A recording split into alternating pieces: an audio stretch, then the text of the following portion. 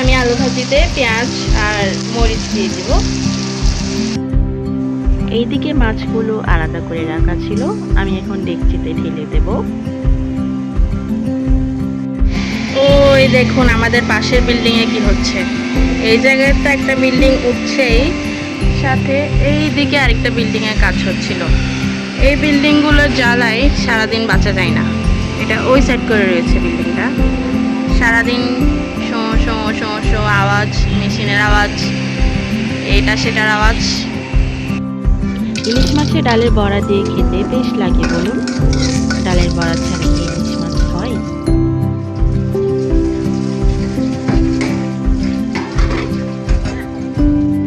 Hi everyone, আমি স্নেহা। এটা আমার ব্লগ চ্যানেল। এখানে আমি শেয়ার করি আমার দৈনন্দিন জীবনের মজার মুহূর্ত, ভ্রমণ, খাবার দাবার আর ফেস্টিভ্যাল মোমেন্টসগুলো।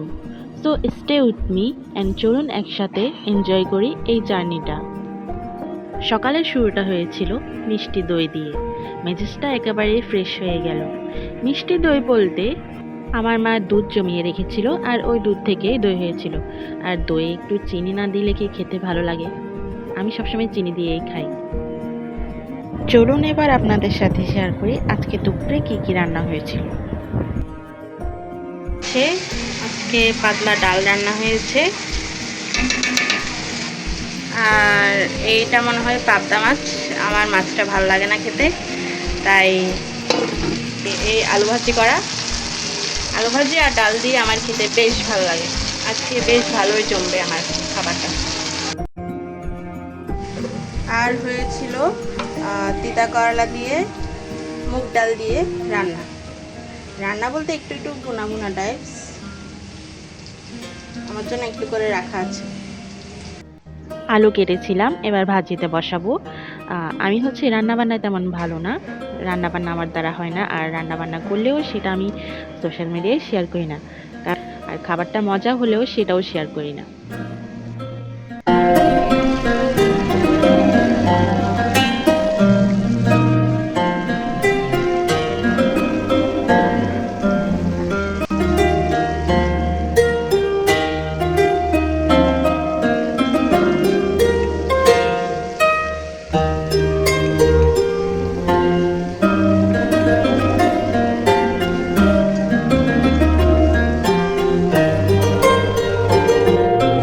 এই যে দেখুন, বাসার এক পাশে একটা বিল্ডিং উঠছে আর ওই পাশে আরেকটা বিল্ডিং উঠছে।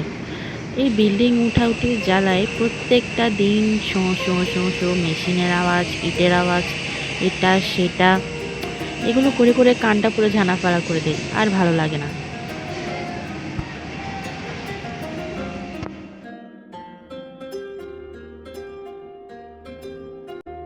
এবারে আমি আলু ভাজিতে পেঁয়াজ আর মরিচ দিয়ে দিব। পেঁয়াজ মরিচ কেটে রেখেছি, এখন এগুলো এখানে দিয়ে দেব।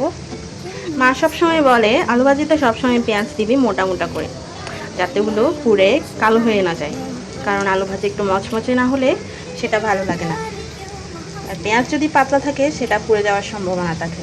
আমার চ্যানেলে আমার সাথে এমন অনেক বন্ধু যুক্ত আছেন যারা খাবার তৈরিতে পারদর্শী। আপনাদের ক্রিয়েটিভিটি দেখে আমি সত্যিই আশ্চর্য হয়ে যাই। আমি খুবই প্রশংসিত, আপনারা এত ভালো ভালো খাবার তৈরি করতে পারেন। আমার আলু ভাজিটা হয়ে এসেছে। এটা মোটা মোটা করে কাটার কারণে আলু ভাজিটা মচমচে হয়ে ওঠেনি, কিন্তু তাও কিছু করার নেই। মোটামুটি এটা যদি আর বেশি রাখি তাহলে ভর্তা হয়ে যাবে।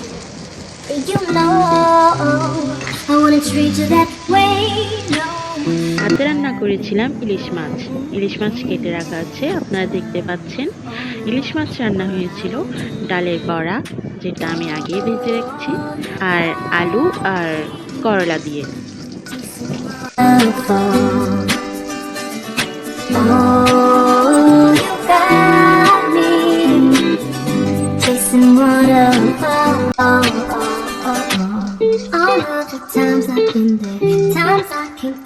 আমাদের ঘরে কেউ শুকনা শুকনা খাবার খেতে চায় না, তাই তরকারিতে ঝোলটা একটু লাগে। আমি মশলা দিয়ে সবজিগুলো কষিয়ে নিলাম, কষানোর পরে মাছটা ঢেলে দিয়েছি। Used to be optimistic. These days I just don't know. Picket fence in the valley. I hope it's losing its hold. You know them other girls will love you like I do.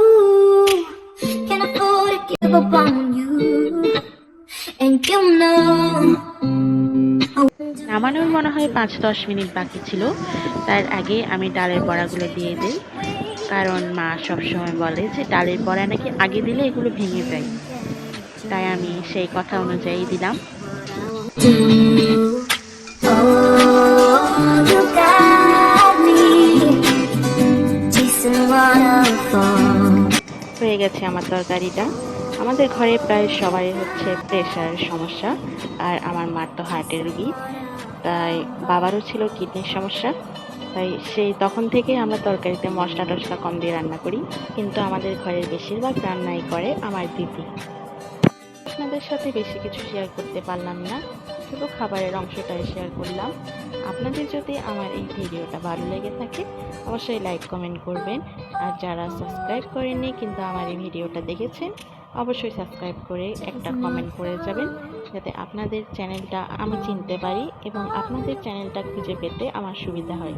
তাহলে আজকের মতো এতটুকুই। ভালো থাকবেন, সুস্থ থাকবেন।